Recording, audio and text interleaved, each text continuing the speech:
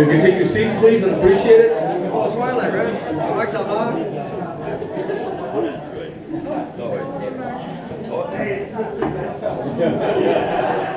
This is where it gets rowdy, eh?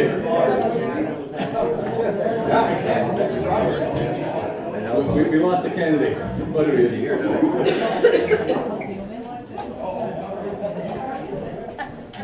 If you're not here for the second half, you can't be elected, eh? I didn't tell you that real life.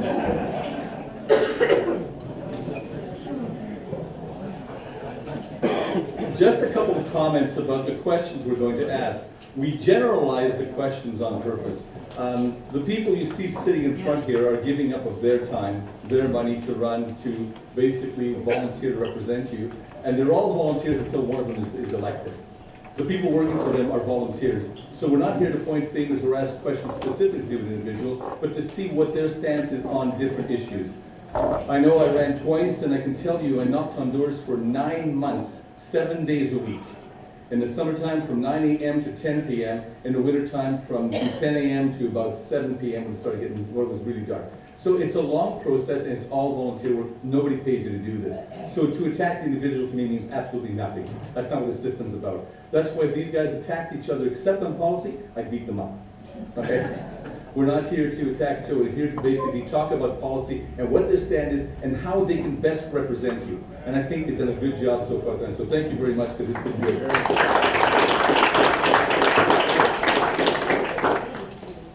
Here's an interesting question. What are the major challenges that Ward 3 faces in comparison to the other wards? What are the major challenges that Ward 3 faces in comparison to the other wards? Good question. Whoever wrote that. I look down. Cool. Who's going to go first? Why not? Okay. The main challenges of Ward 3 is it's huge. I don't know if you folks have been to all ends of this. It starts at those lights in Chelmsford, just shy of the Windy Lake Motel. It's huge. 800 and some odd square kilometers. There's countries that are smaller than that. It's very isolated, as into sparse in population. It's huge. It's all the same challenge for these folks. The services we can talk about, they're not reaching out there. It is, again, the word huge, if you didn't hear me the first time. And that's the biggest challenge, making it difficult for our road crews, our bus crews, garbage. That is the biggest challenge of our world. And again, if elected, trust me, I know every corner, because I have worked in every single corner, every inch almost of the city of Sudbury, personally. So I've been there. It's large. That's the biggest challenge. Thank you. Who wants to pick next? That's it? Let's see.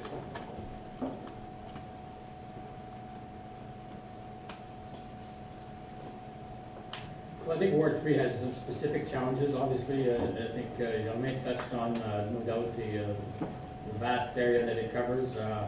And I think, it's an isolated, especially the back valley, and I think probably even more isolated. They probably live the same challenges as probably Capriol, for example. But, in these day and ages, you got to think out of the box. There's ways of offering services. I'm not saying to be equal or the same as Ward 1 or Ward 3 or downtown, but there's ways to think out of the box, and I think it's time that we started thinking out of the box and offer these services. There's no reason why we can't have, during a certain period of time, possibly in the morning hours for work and evening coming home, a bus going directly from the Greater Sudbury to Levac. I know it'll be a cost. It'll cost the people from Valley East, it'll cost the people from Sudbury extra tax money, but you know what? 11 years after amalgamation, I think it's time that we all feel like we're part of the greater city of Sudbury, and we're only going to do that if we offer good services. So this is definitely a challenge. There's other challenges that I think we all mentioned a while ago. There's one of the questions pre-giving question test. Keeping recreation facilities. In a lot of these communities, the population not there, the numbers are not there. But again, and I've heard not too long ago a story that some Sudbury association, either a hockey arena or figure skating or other, are renting ice time in Espanola. that's not even in the greater city of Sudbury. So they're taking somebody from Sudbury and giving the test remote. I think we've got to work with these association and make sure that they, they spend time, or they rent the ice in Black, to make sure they increase the usage of the arena, to make sure we can maintain the recreation facilities open. Thank you.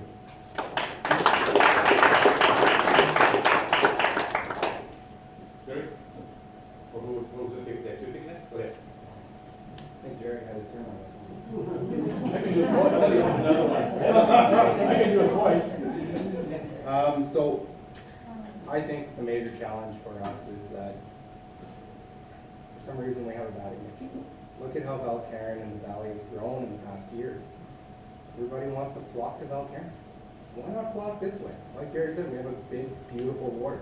Nobody else has a falls. I know a lot of things falls. Nobody else has Vermilion River. We have all this great stuff. We have Morgan Beach. We have great, beautiful natural resources here. We need to get a better public image. We need to show people when they're moving to Sudbury that Chelmsford, Dowling, Levac, that this is a good place for you to set your roots down. Right? I think we just need to work hard on showing them how beautiful our ward is. So yeah, and some of the challenges, and another challenge I think is we have a mine at either end of us. They have to drive straight through us, and the trucks damage our roads, right? So there was some talk about a bypass going around Chelmsford. But is that necessarily good for our Chelmsford businesses too, right? So I think we have some major hurdles to overcome. And that's going to be a big factor as well. We're not going to stop the mine trucks, so we need to figure out something that works and can accommodate us better. But those are two major challenges that I can come up with off the top of my head. And transit, of course.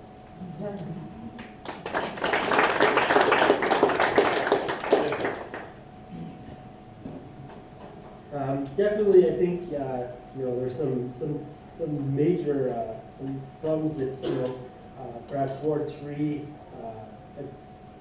going door to door, talking to voters. I've heard people telling time and time again how they feel neglected from City Council and how wards like Ward 7, 8 in Sudbury are receiving more than the outlying areas. I think it's a major issue. My goal is to bring some of that, get a slice of the pie and bring it down to Ward 3, because I think it's important that each and every ward is treated fairly and gets their own fair share.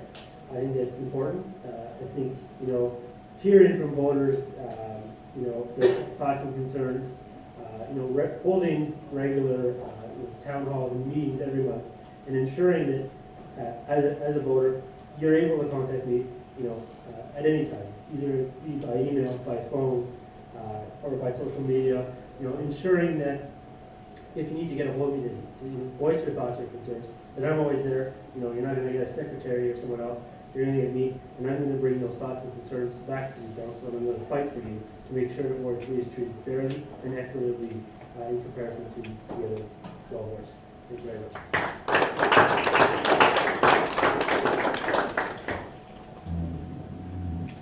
Next question.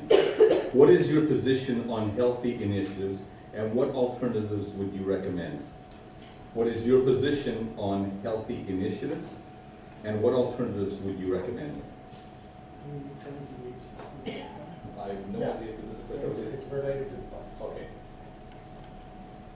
Can I go first? Absolutely. On top of your answer. That's the danger going first.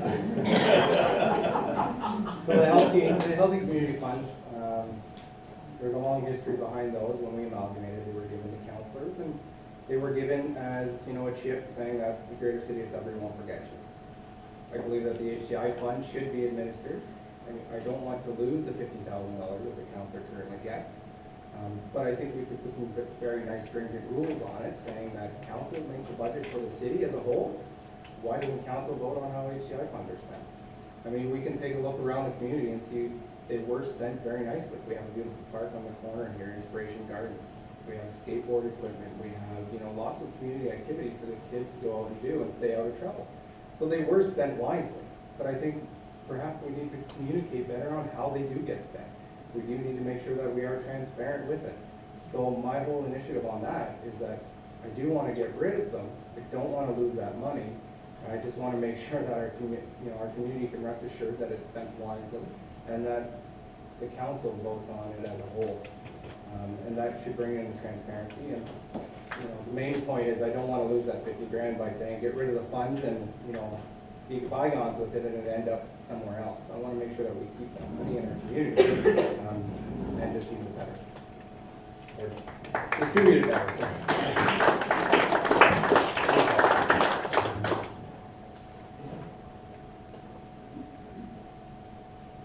I think it's initially, I think we got to review the policy that's in place right now. I don't know the policy by heart, but I know for a fact that every if it's $1,000 or less that's given to a certain organization, all the money has to be approved by council. Maybe I should have stated that initially. So all the money is approved by all the councilors around the table.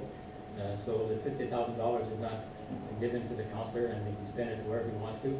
Obviously, he's got to work with the cans in each of the areas to identify certain projects.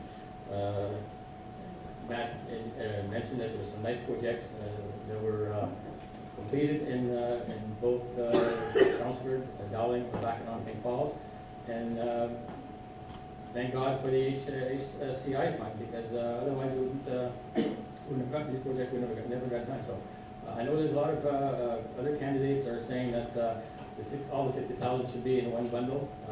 All that's going to do is the same perception that the people have now that all the money is spent in Sudbury. At least if we get the 50,000, we can spend it in Ward 3, and that to me is very important.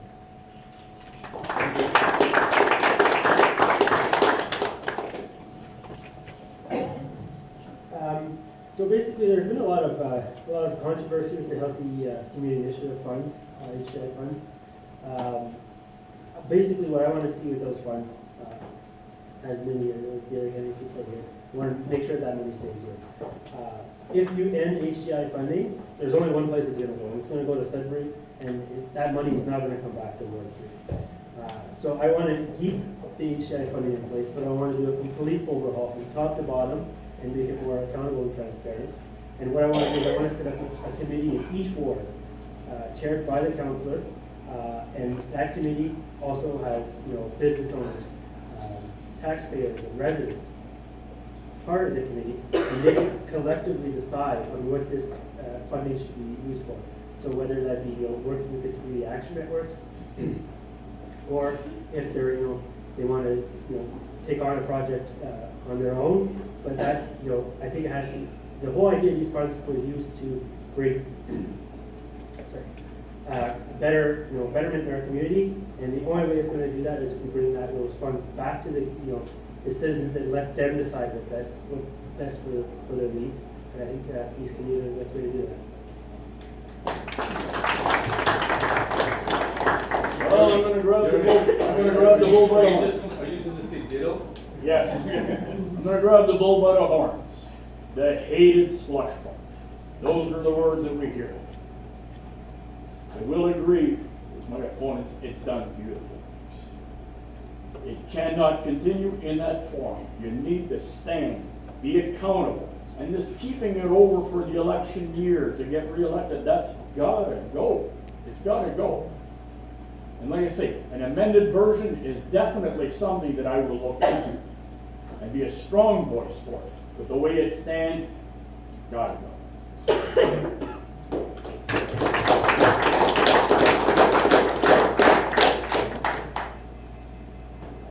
Next question.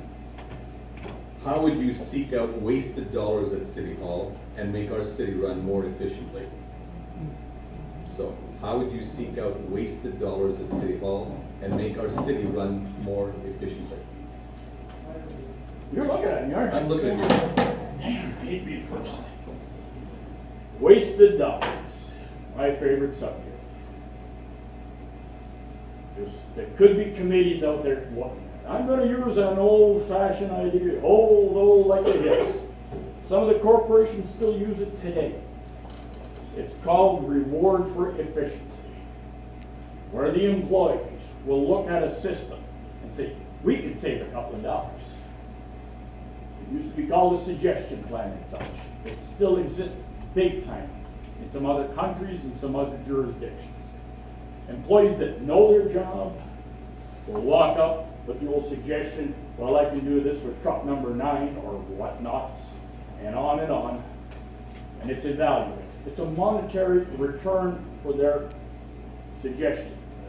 So then all of a sudden that will put employees into interest in running efficiently. That's how we would look at those wasted tax dollars. Because we all know what happens.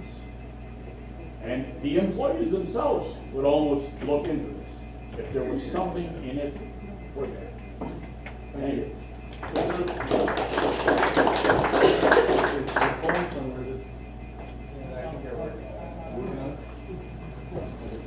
Next.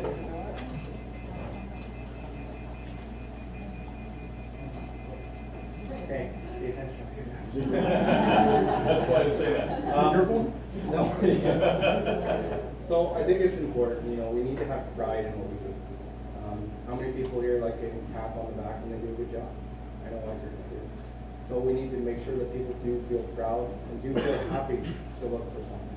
If we can go every day without being unrecognized for something, what's the point? We get complaints and nobody feels the need to do anything. You walk down the street, you see a guy, a pop can, you pick it up. Right? Can't always get a thank you, but it's a good thing to do. So it's the same for city workers. We need to say, listen, you guys work here every day. I know personally, I'll have another job. So I'll be doing it on the side. But we need to make sure that those city employees know that it's their job to help us, and it's very important for them to seek out these efficiencies. We can do certain things, right? We have this city arena, it's owned by the city. We can have an appreciation award, we can have recognition, articles in the newspaper. I think I'd feel good to know walking down the street saying, hey, John Smith saved us $60,000 this year by finding an efficient way to do something. I don't see a problem with that. We can offer them, we can say, hey, listen guys, you do us a good, we'll give you some hockey tickets for our Sudbury Wolves. I know they're rarely sold out, but we can try and build up the community awareness and get that strong knitted community back. Thank you.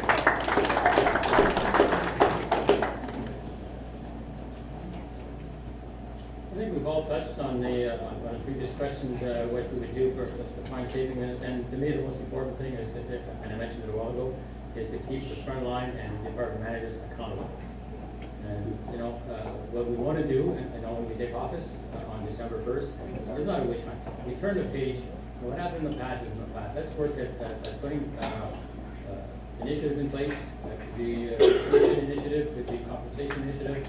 But as the elected official, we're the one that makes the decision. We should mandate department managers to look at every line of the department and find some savings. It's always possible to find efficiencies. I've been doing it for years and years and years. The first report we get from management, we got no place to cut. Well, you know what? Three drafts later of the budget, we found some cuts, and it hasn't changed the services. So we have to keep doing that. Very important. Thank you.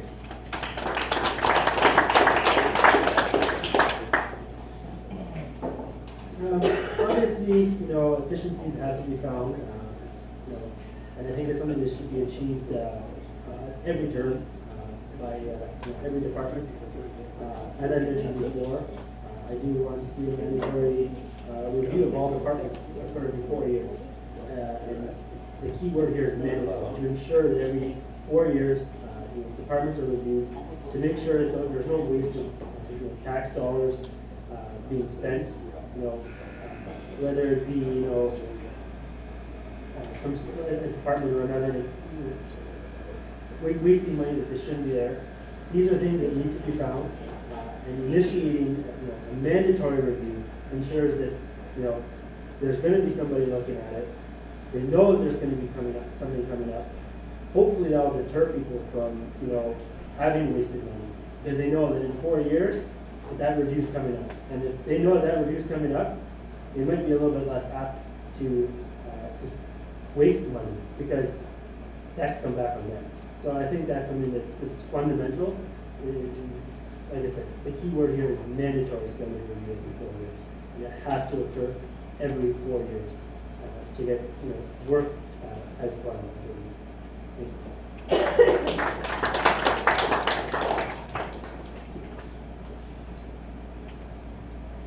I like this question.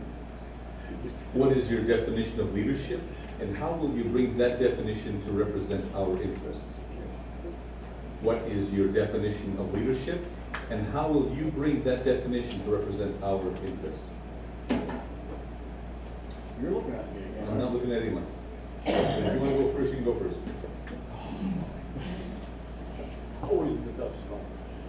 Leadership is a person who has accumulated experience, known experience, who can communicate with many groups, who has a specialty of some kind, and bring it forth to the table. Leadership is someone who can adjust to a situation fairly quickly. Again, broad horizons they must have. Leadership is someone who has respect for the people out there, and leadership will then receive respect. Leadership is a broad thing. You could probably keep me up here all day talking. No, we don't want to do that. We don't want to do that, and Bernie hasn't tried it all night, and I'm proud of it. That's my definition of leadership. Thank you.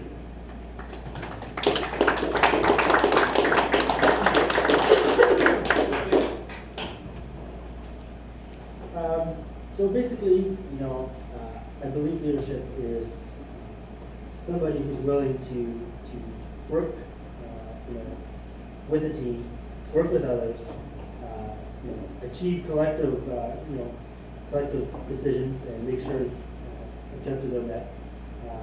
And I think one of the big things with leadership is to ensure that you can rally people together and get them involved.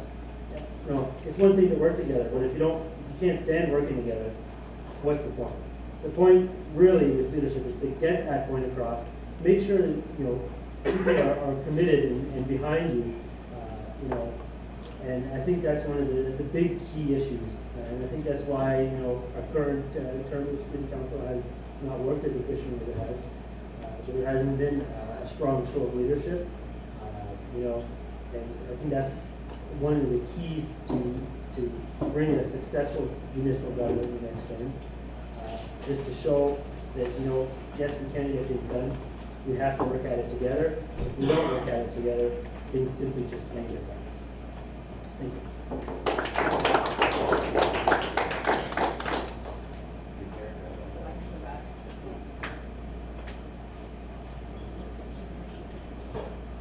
Leadership can mean a lot of things. And to me, the best example I have is when your colleagues elect you as chair of the board for 10 years. I think that shows that you have leadership qualities, and I've been doing it for 10 years. And to me, when you get the respect, and remember you earn respect from your colleagues, I think it shows that you've got the qualities to be a leader. Also important, you have to lead by example. If you're a good leader, people around you will follow and will respect you on your decision making, and it's important. And I think that's what's been lacking at the Congress Square is the leadership from the mayor, and I think it's important that. But the mayor is only one person. It's important that we work as a group. To me, working together and encouraging to work at collaboration and cooperation is a sign of a good leader. And I can say for you today in front of you that I've been doing that for 10 years, and I will continue to do it. Thank you.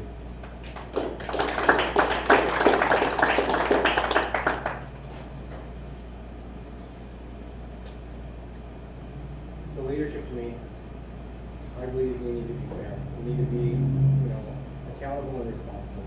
You need to make sure that the people behind you know that you're willing to jump in the hole first. You need to help people believe. You have to be able to inspire them. Somebody uninspired, you can't lead. I think the problem is at council is that we all are leaders, or we all hope to be leaders. So when you have a bunch of leaders together somebody's gonna have to step back. So I think it's very crucial to know that as a leader, you need to know when to take a back seat. You need to know that you can be wrong, and you need to accept it. You need to know the difference between constructive criticism and just simply criticism. So there's a number of things that you can define as leadership. You know, and I'd like to at least point out that I don't think our council this term lacked leadership. I think that there are just a group of collective people that are too strong of leaders who couldn't actually, or who had trouble taking a back seat, or who had trouble having somebody lead them. And